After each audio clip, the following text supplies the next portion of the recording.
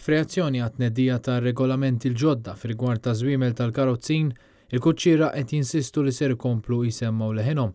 Dan wara li l-Gvern ħabbar li ser ikun qed iwaqqaf l-operat ta' żwiemel tal-karozzini fix-xhur ta' Lulju u Awwissu bejn is-siegħa u l-4 ta' wara nofsinhar, regolamenti ġodda fil-forma ta' avviż legali li jindirizzaw il-benesseri ta' żwiemel.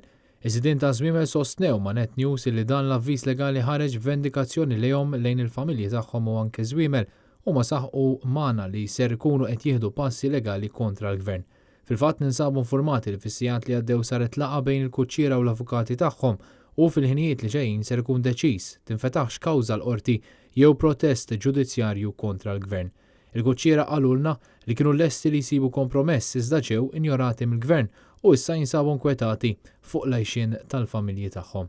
Dan l-avviż jinkludi wkoll li żiemel ma jistax jintuża fi ġranet wara xulxin u jrid jiġi alternat fil-waqt li ma jintużax aktar minn 3 darbiet f'ġimgħa.